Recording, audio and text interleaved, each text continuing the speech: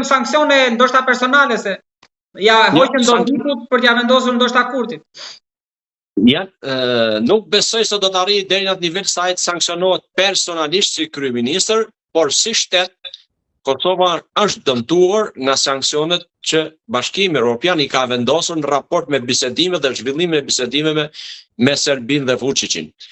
Natyrisht që ka edhe pjesën e vetë Evropa të asaj që duhet përdor reciprocitetin dhe duhet vendosën në tavolinë si të barabartë.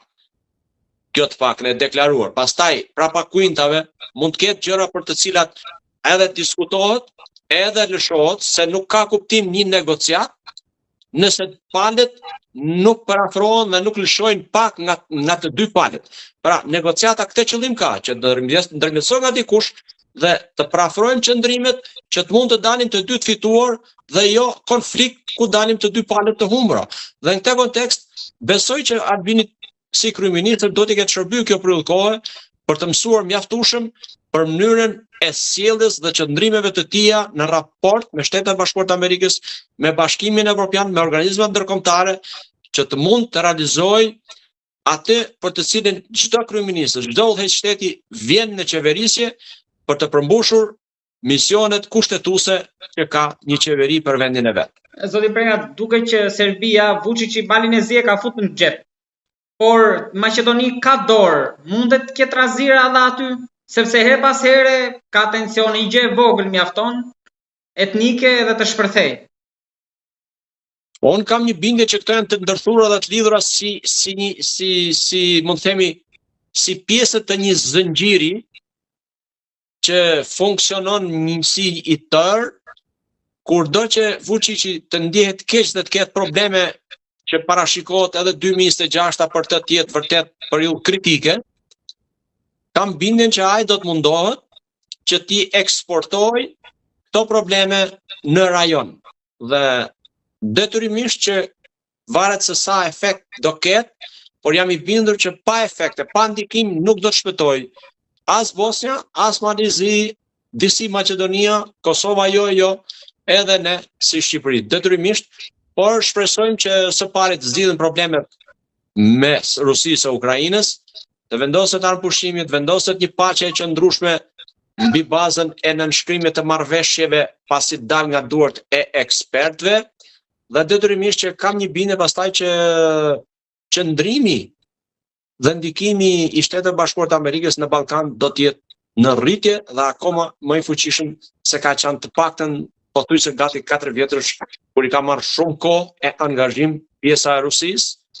e Ukrainës, por jo pak përfshi 2 vite pak pjesa e lindjes së mesme. Një situatë hipotetike duke uruar që mos ndodh asnjëherë dhe nëse nuk përgjigjet dot neni 5, pra nëse nuk arrit unanimiteti për të reaguar. Ju si shikoni në këto shtete që ne përmendëm në rajonin ton? Në jug, si mund veproj Greqia edhe lart Kroacia? E para, marrëdhëniet me to diplomatike ne i kemi me Kroacinë shumë të mira, me Greqinë do thosha për fat të keq jo shumë të mira, por të mira, por nëse politika sot bie në darkë e mirë, nesër mund ngrihet jo e tillë. Dhe në këto kushte i përket shtetit shqiptar dhe strukturave drejtuese duke filluar nga presidenti, ai dhe komandanti i përgjithshëm i forcat armatosura, të vlerësoj situatën, të mbledh Këshillin e Sigurisë Kombëtare, të dëgjoj mendimin e ekspertëve